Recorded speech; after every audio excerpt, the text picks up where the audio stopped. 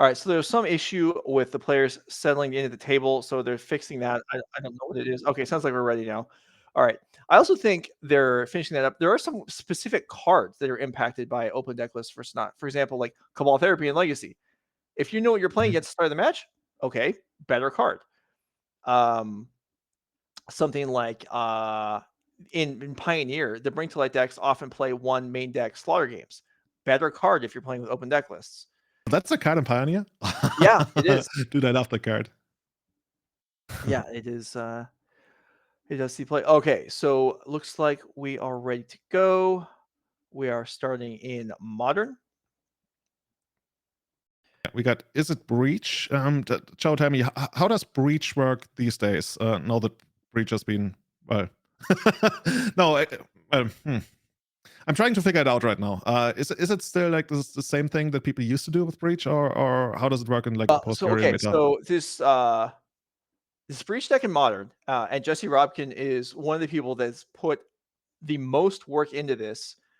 Actually wrote an article. I can't remember what website it's on, but I'm sure if you Google it, you can find it. Actually, she's written 2 articles on the deck. One maybe back in, I'm going to guess February, and one that was probably in September. They're both excellent. If you're interested in the deck or just in good Magic writing about the construction of the deck and the options, but it's actually a mirror. Well, okay, not maybe a 75 card mirror because Jeskai Breach versus Izzet Breach, but this is a deck that's trying to have maybe 2/3 of the blue-red aggro deck with, or we're usually going to see Ledger Shredder and Ragavan, and then some interaction with Lightning Bolts and such. But then the ability to not even necessarily always at the end of a game, but sometimes it takes a while to build up, to combo with Breach using recurring, often Mox Opal, and Grindstone.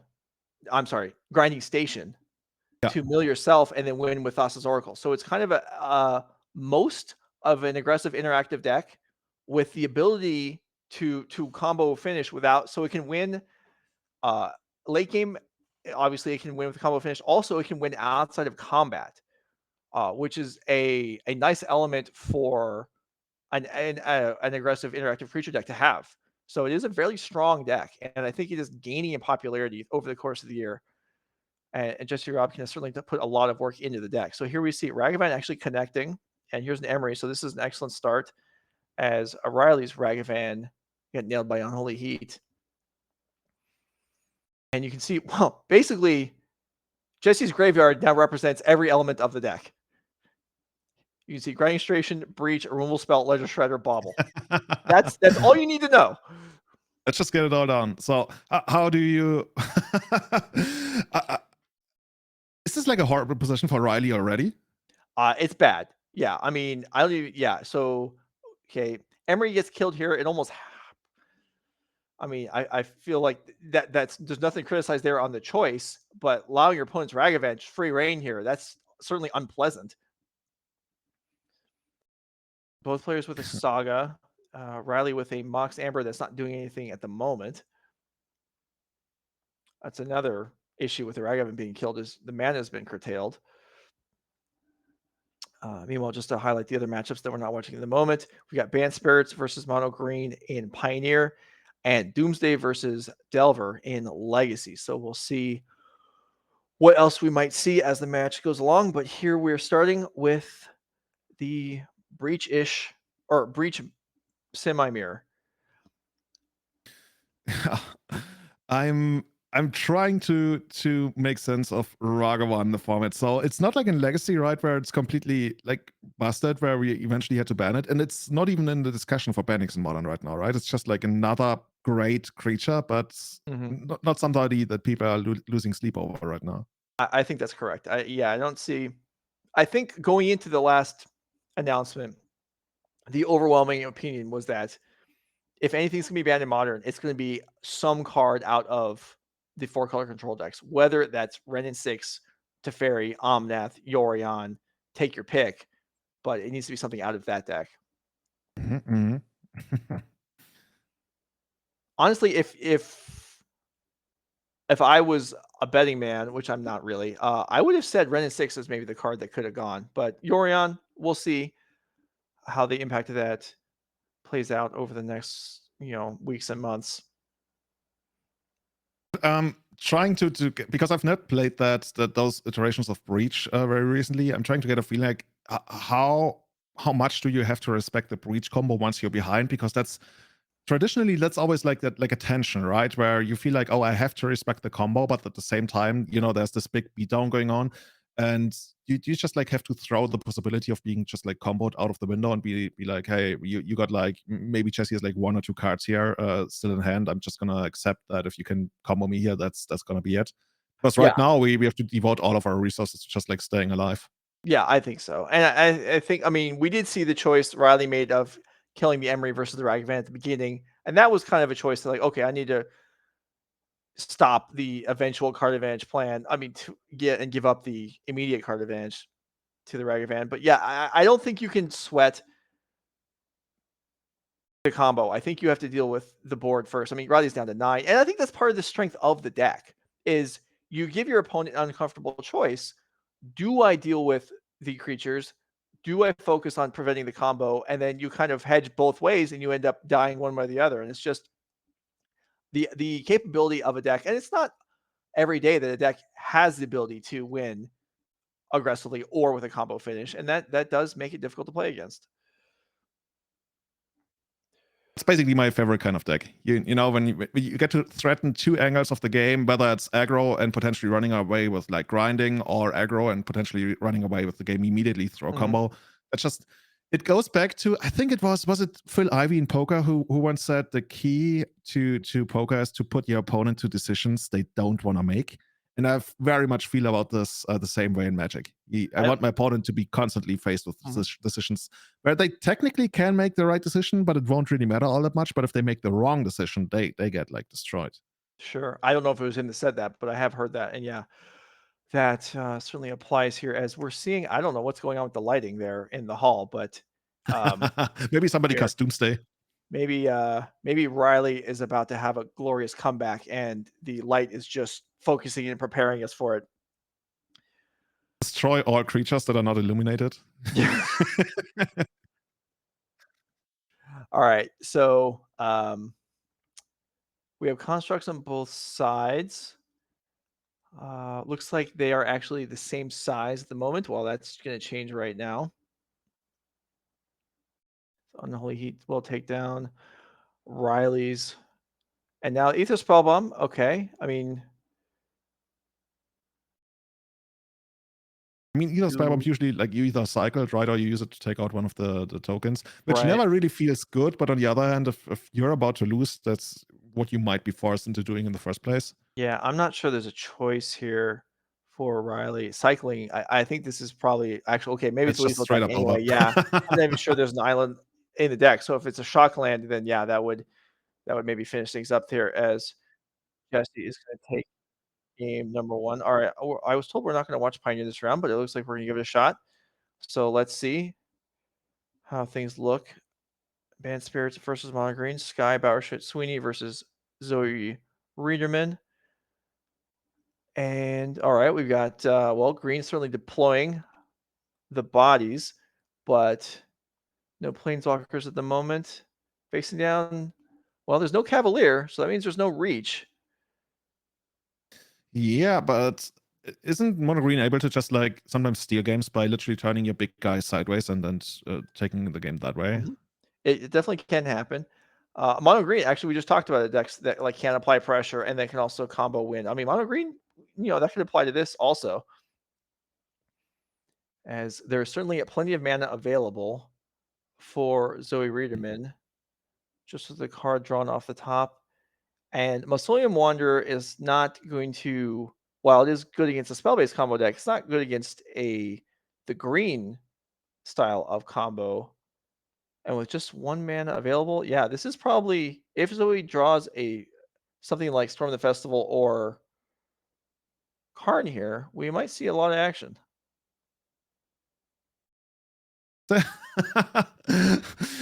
That's basically what I'm used to. Like everything I've seen in Pioneer from like playing it, and especially like from the matches that we've seen here, it's by far the most actionful format. I feel like in Legacy, a lot of times people are, when they're not playing some super quick decks, they're more sitting back trying to figure out what's going on. And then in Pioneer, it's all just like, I got this, I got this, I got this. Can you answer it? Can you not answer it? And then the opponent also has like a bunch of amazing stuff. And that's, yeah, I gotta say, when Pioneer was announced, I thought it was just gonna be like a standard that's a little wider, but it's actually like super powerful. And I've seen some of the decks, we talked about this before, but I'm like, dude, if we took this deck and we took it into say Legacy, like especially the mono green deck, like if you play this mono green deck against control opponents, I'm not even sure if they would actually like win, but I like this deck, dude. I keep going back to I'm in love with mono green, and if I'm ever gonna play a tournament, I'm gonna play mono green, and then I'm surely gonna find out it's not as great as I think it is. But Well, yeah, I think it's certainly respectable. It's certainly a good deck. It's probably the second. It's it's one of the top 2 decks in the format alongside Black Red mid range. All right, so we see here the Oath of Nissa leading into an Elf and I think that was a Storm of the Festival into the Oath and a fresh Nykthos, which probably means that the Storm of the Festival can be flashed back, as there is, let's see, devotion count on the board looks like 10. No, I'm sorry, looks like 12. But this Mausoleum Wonder, actually, there's several lords in play.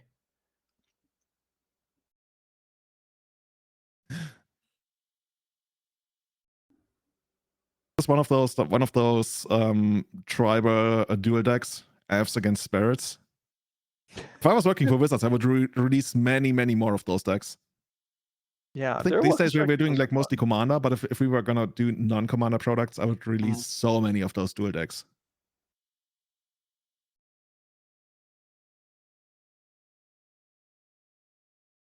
Okay, so this looks like an attack in there for somewhere around 10, and that's not going to do it, I don't think.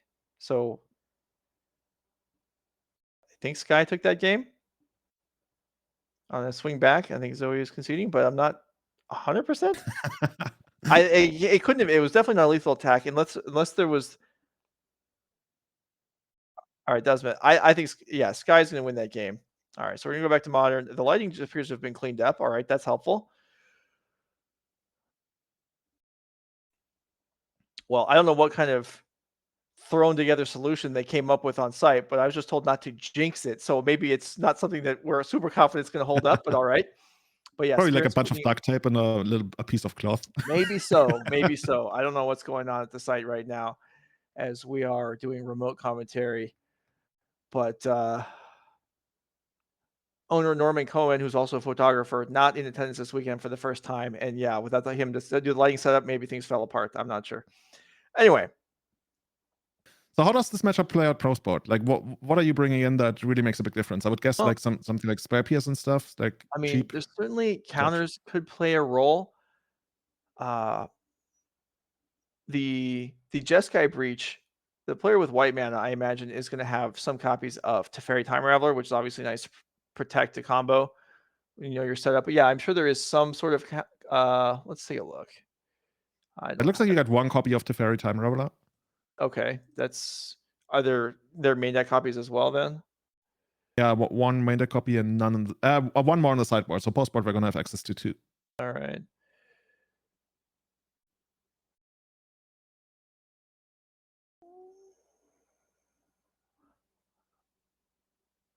I just opened up the wrong deck list there. All right, I'll let you worry about that. I'm going to worry about the game. So Ragavan swings in again for the second game in a row. Yeah, I would think like if we had removal for Ragavan. Oh, are we actually bouncing it? That feels so bad. I mean, I guess. Actually, what happens if Ragavan steals your Thassa's Oracle? Then you're fully on a beatdown plan, right? Yes, you are correct about that one. Yeah, or if you just no, that would definitely be true. So Spellbomb resets the Ragavan there, and it gets put back into play. And now a passable blocker that cannot die to Unholy Heat for the moment. Yeah, it also gets the block Ragavan, keeps it a check. I like that. So I would think that having access to Ledger Shredder, or at least having it on the board, since both players are playing 3 copies, that's a big deal, right? Because in the long run, the value you're gonna get off those shredders, that's just like in any kind of mirror match. That's No, a really big deal. You get to cycle your additional lands away, or grow it bigger to threaten like some big alpha strikes and stuff. I like being on that side. Yeah, and it's hard for your opponent sometimes to not play into it. Although something certainly you're able to minimize the effects if you're keeping it in mind. But also just growing your graveyard makes the bigger you can make the graveyard, the better the Underworld Breach is whenever it does come down. And these Underworld Breaches in these decks are not always just the route to a combo win. Sometimes it's just Value a breach. value engine. Yeah, if you have if you just have half a dozen cards in the graveyard and a bauble, you can just convert a breach into a couple cantrips. Oh, we've certainly seen that happen as well. No, but this doesn't really feel good. Like if we pass our second turn without, well, I guess we got some advantage through the expressive iteration, but just like putting more stuff to the board, that would feel better. Yeah. I don't know. Is there no way where this deck plays something like, I mean, you want big graveyards, and that immediately makes me think of, hey, could we just like run Murktide Regent in this deck? And I guess that goes very much against the idea of using the value breaches. I just feel like if we had Murktide here and the opponent doesn't even have proper ways to remove it, that would be something I'm very interested in. Sure. I mean, running Murktide here, then you would basically just be. I mean, you have to make cuts somewhere. If you added Murktide, you're basically become the more traditional.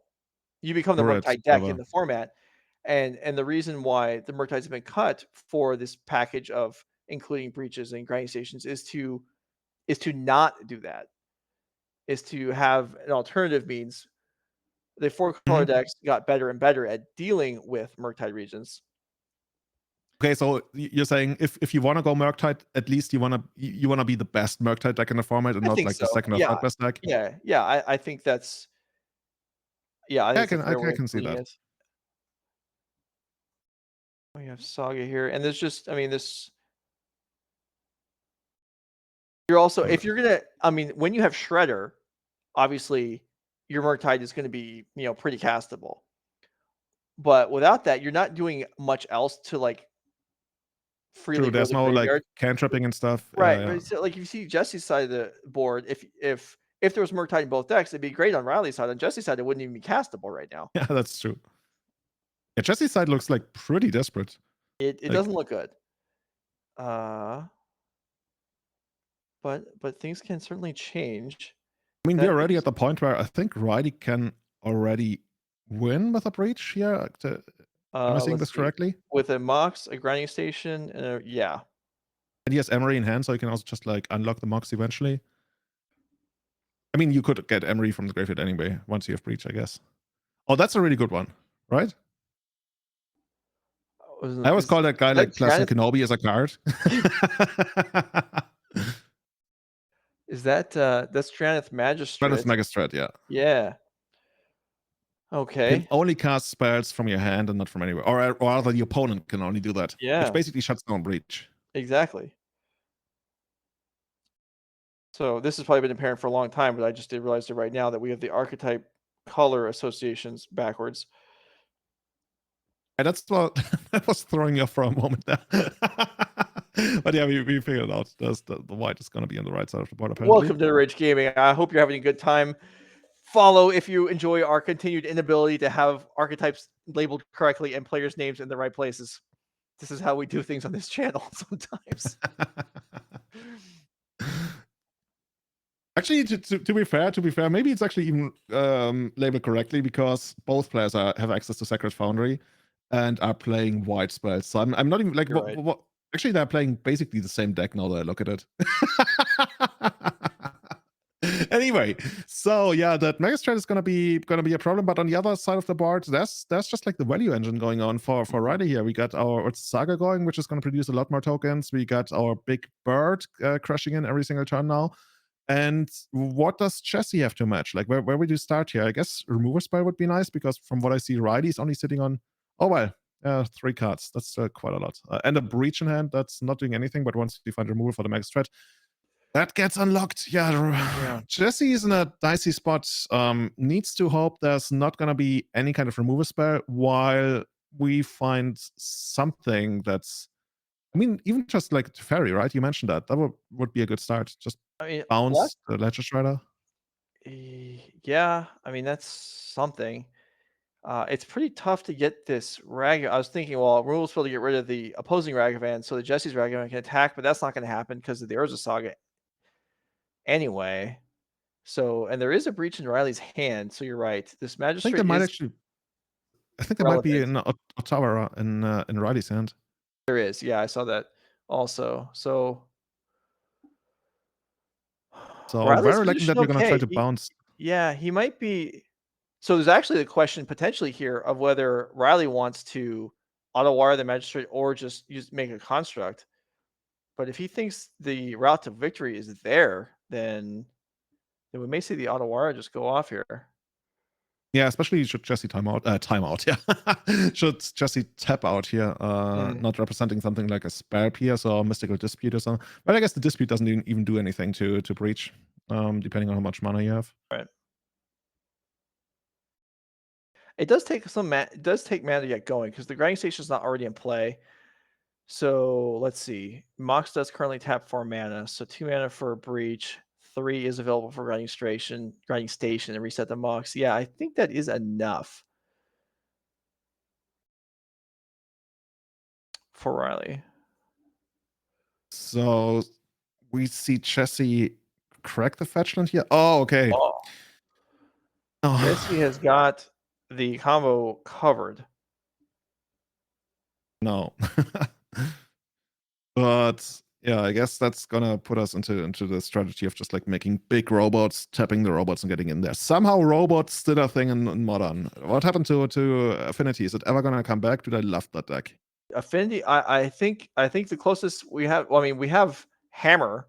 I think that's what you have to be satisfied with if you're into Affinity right now.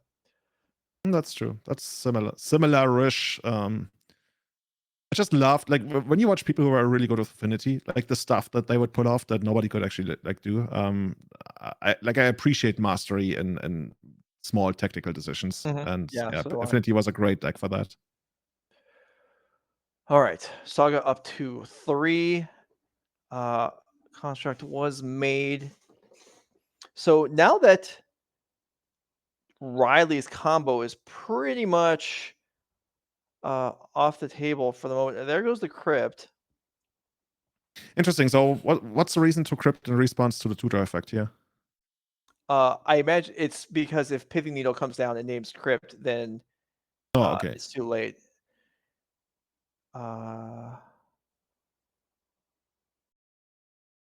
So that does return the possibility for Riley to be able to combo maybe a couple turns from now, if the graveyard gets built back up a little bit and the right tools are assembled.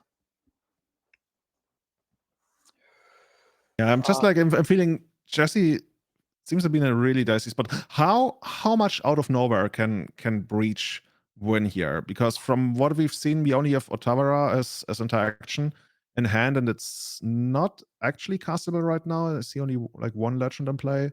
Actually 2, right? Is the Mox Ember legendary as well? Yeah, but Ottawa, I think only that does it count the Mox Ember? I don't know. Anyway, so yeah, what I'm asking. Otherwise, is just creatures, I think. I think it also counts. Yeah, we got it on screen. Also counts artifacts, enchantments, planeswalkers. But what I'm actually wondering is, sorry, I was referring to the discount only counts creatures. Oh yeah. Okay, cool.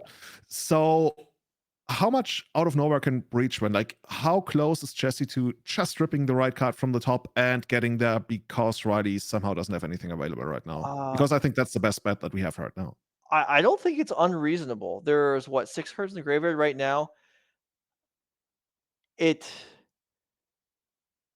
no artifacts in play, it's harder to there's ways to get the combo running with just Emery until you find a Mox, for example. But with no artifacts in play, Emery isn't cheap right now. It costs 3. So that's rough. So it's gonna take. It's more a matter of you need to cast Breach and Grinding Station. So that's 5 mana to start with, and without a Mox to be able to recur.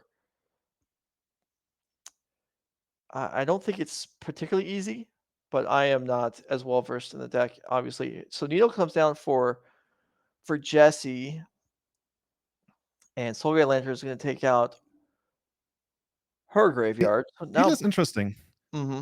No, Yeah, because maybe we can first learn what Neil's actually going to name. Because I was wondering, like, if you want to name, say, Grinding Station, I don't know, to try and stop the combo, you're also disabling your own combo right. potential. Mm-hmm. Yeah, no, I agree. Yeah, Needle is interesting in mirrors, and I think if Maybe you because, actually, yeah, because it's tutorable, I think you can just it's a threat, sort of in some ways. Like we saw Jesse fire off the Torment Crypt before she probably would have otherwise because of the threat of a needle.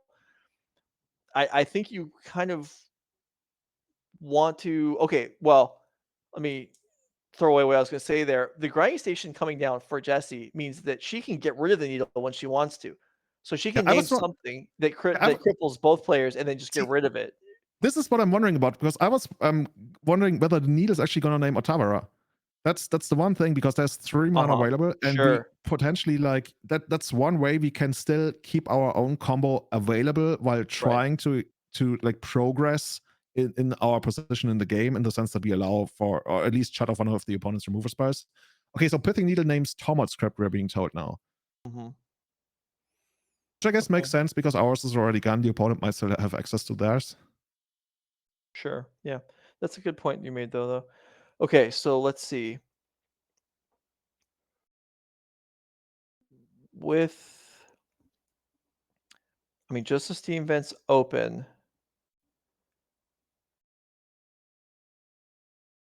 Riley has the tools, I believe, as I far think as what so. needs to be in play. I don't know if the hand requirements are there. There's a breach. I don't think there's a grinding station.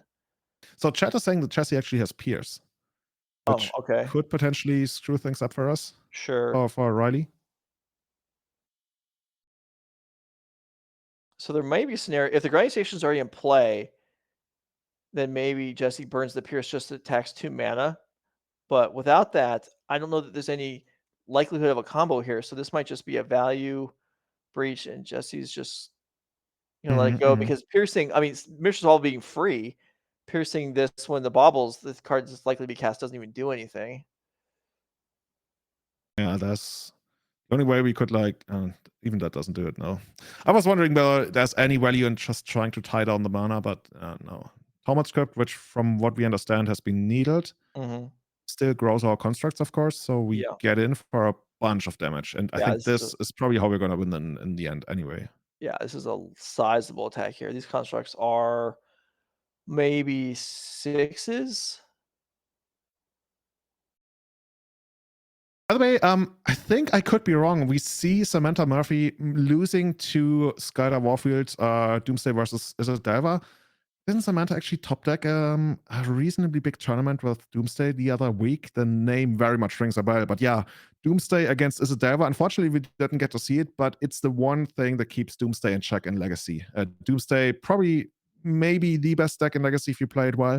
But since, I want to say, for like years, Doomsday pilots have been trying to figure out how to beat the Izzet matchup, and it's Mhm. just not worth it. Okay, so the legacy's done as you were saying. So we're going to go back to Pioneer, and we're going to see another super late game between Sky and Zoe here.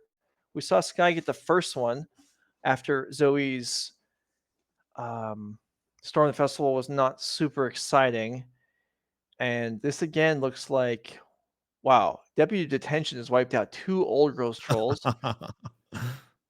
Spell Queller is nabbed. That deputy should get a promotion. What comes after deputy? So it should be a Sheriff of Detention or something? A sheriff of detention. Wizards, if you're listening to this, sheriff of detention coming up in the next set. All right, here's a Wolfalo Haven converting into a actual wolf. Most of the creatures appear to be on Sky's side of the board, and I believe this is in fact how this match is likely plays out a good amount of time. Spirits is favored against green. Without Cavalier of Thorns, all the flyers can't be blocked. Although this is probably a record number of non-flyers in play for a Spirits deck. Yeah, I was gonna say, like, I don't see all that many flyers here. It's actually gonna still take a while, right? To just like grind through the damage. We got Portable Hole. Is that Oath of Nissa that we're gonna take out? Yeah. Oh. So doing that means that off-color Planeswalkers can't be cast. I guess is the reason to choose that, because that is there are ways that can backfire. For example, if a Boseiju takes down the Portable Hole, then Zoe would get another shot at Oath of Nissa and look at 3 cards. Mhm. Although a lot of green devotion decks only play one Boseiju, and there is one in play, so Sky may not be overly worried about that, as there's probably at most one left in the deck. So we see a layer of the Hydra in play, which Mhm. can turn into like a pretty big creature here, like really, really big. But does it have trample? I'm trying to remember. I think it It's not. doesn't. No, I don't believe it has any special abilities aside from just growing into the XX creature. It is, however, keeping the Deputy of Detention and the Skyclave apparitions from attacking, so that's something. Mhm. And, well, Zoe's lining up mana for something here. So what's the I biggest mean, you can Sky like? is at 5. Is this gonna be Genesis Wave? Is my wish gonna come true? Are we gonna see Genesis Wave and Pioneer now? You're going to see a lethal Lair of the Hydra attack, I think. I Are mean, we? it's a potential lethal attacker. It's going to get blocked or tapped, for that matter.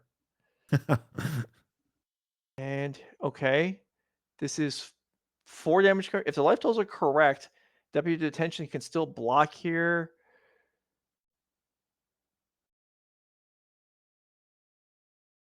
Zoe's looks like, Zoe is trying here, but I don't. When we get in for some damage, right? Yeah. If that all came through, it would have been 4. But it looks like only 2 came across. So Deputy probably did block the wolf. So the 2 elves connected there. Yeah, and I guess we got Skyclave just taking out another one of those wolves, maybe. Like, it doesn't really seem all that exciting, like the stuff that we get to take out, Yeah. but at least we get to like win the race. Yeah. Hopefully. So Skyclave can't kill tokens, right? I don't think. Or can it not? I don't remember now. I feel like I want to say it can't, but maybe it can. Target non-land, non-token. You're right. You're Yeah, absolutely right. So any Lord looks like it would win the game here for Sky. So there must not be one in hand, because there's no blockers available and there's a whole host of attackers. Yeah, this is actually, you know what, this game, when we came to it, I thought it was already over, because while Sky was a low life total, the board looked just so much better. On the other hand, Zoe has a lot of amazing things that could be drawn here, right? Just like all Yes. the high end, even like some of the flashback spells. All right, So here's. what are you looking to draw here? I mean, if you can resolve it, Storm the Festival looks Huh? good. This is Glasspool Mimic copying Deputy Detention to knock out the 2 elves. This is ridiculous. Wow. All right, so and there's another Skyclave in hand. So Sky doesn't have any in-hand interaction with what's going on. So yeah, Zoe is live with something like Storm the Festival to do, something, but it's gonna have to be a good one. And there's multiple blockers available for the Lair of the Hydra, so I don't think that is a route to victory.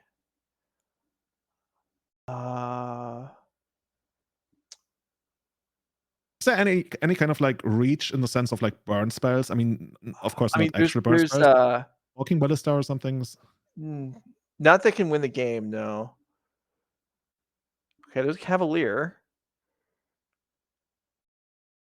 That provides blocking, and if it flips over a Storm the Festival, that could allow, I don't think it can be a flashback this turn, but at some point, Sky Sovereign got milled over, which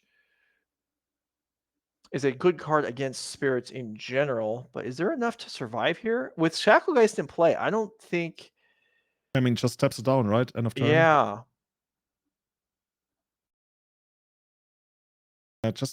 We're probably not going to win this game by providing blockers. We need to do something proactive, unless we had like a ton of blockers, which I don't really see happening here. Hey, what's the last card gonna be?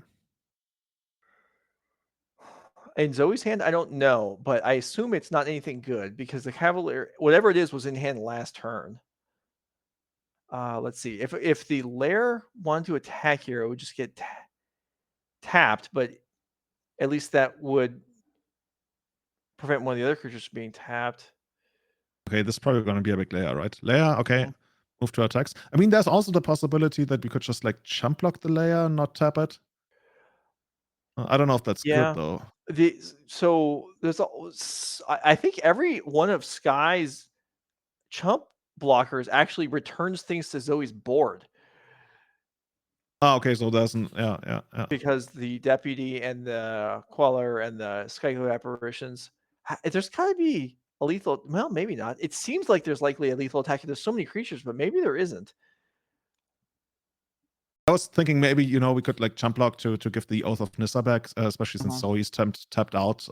If we could calculate like a winning line from that, then that would make All sense. right. But This looks like a pretty confident attack here. So after two fresh creatures are played, taps the Cavalier, attack with everything. Is the wolf enough to keep Zoe alive? I assume it can't be, otherwise this attack wouldn't make sense.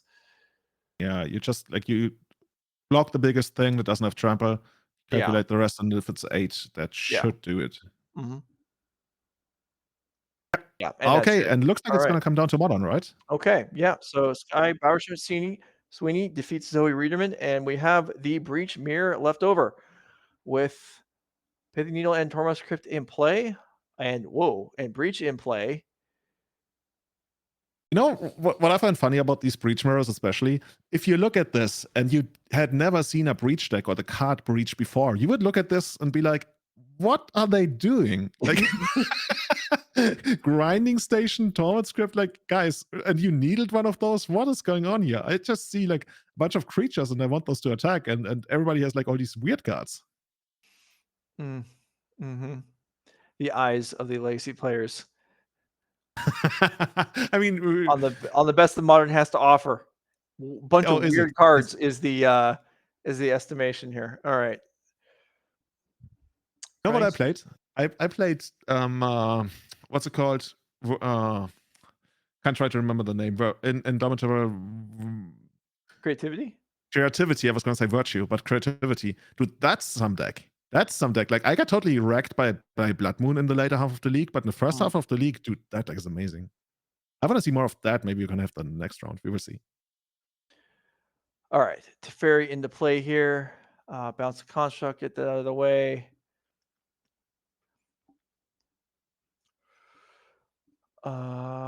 Chat asking what needle's on. We will find out.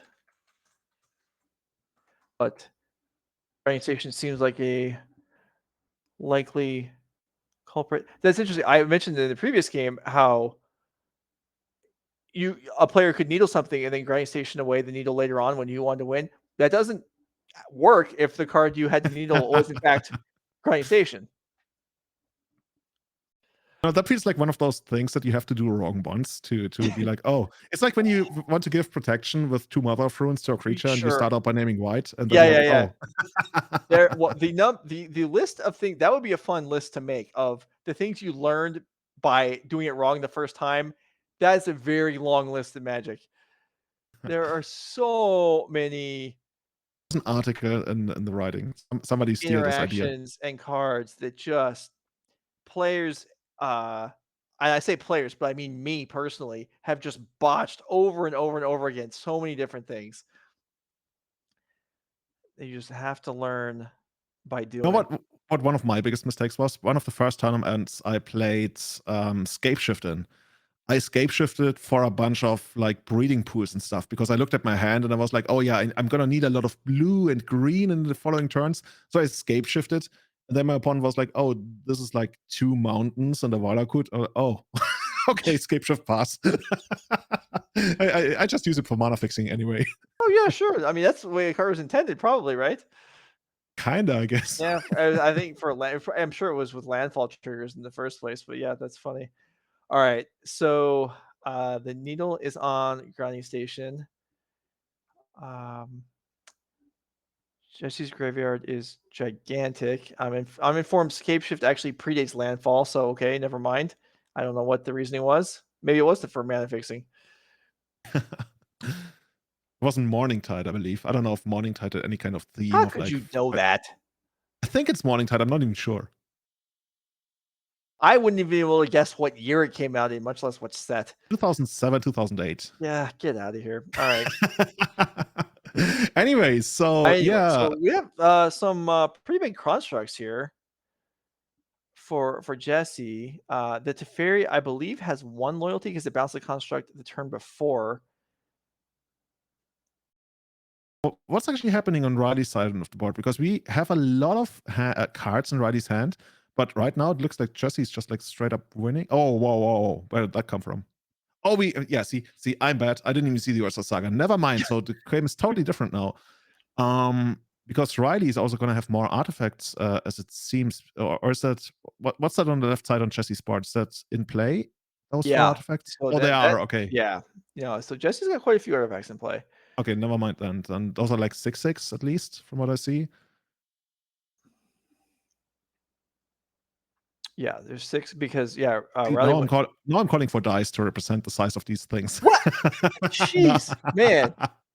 We make a point, and then you're just like, just pretend that as long as nobody was watching all day so far, it's fine. We didn't contradict ourselves. We're just solid, knowledgeable commentators. Anyone that's been around for an hour and a half and sees us contradict ourselves 3 times already, it's like, oh, these guys, how do they have a job? I mean, it's a sign of a great mind to be able to change your mind. Always have that one ready. That is definitely true. All right. So Unholy, he picks off the untapped construct, and Spellbomb as the tutor target for Riley means that he can deal with the other construct no problem. And all of a sudden, the 2 large constructs that have now switched sides. They went from Jesse, and now it looks like Riley's going to have his own pair of large constructs. And as far as I can tell, there's no saga currently active on Jesse's side on the board.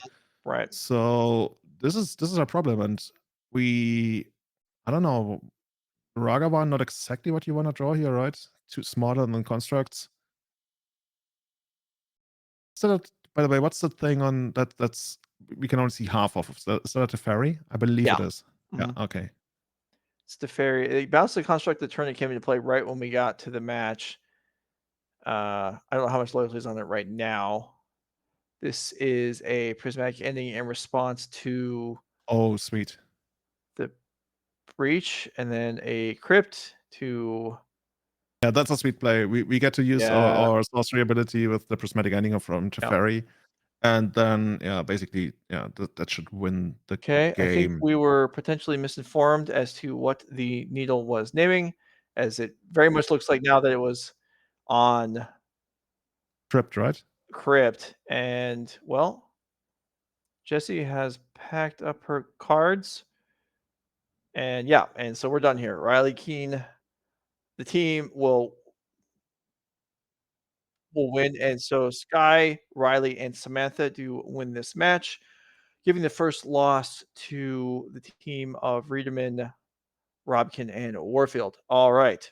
So thank you for being here. Thank you for bearing with us as we deal with sort of issues like sunlight messing up the lighting in the match area. And somebody's going to clip that. The cameras being blurry and us giving the wrong information about who's playing what and what needle might be naming. But we hope you're having a good time as we are as well. And we'll be back with round 4 in a few minutes.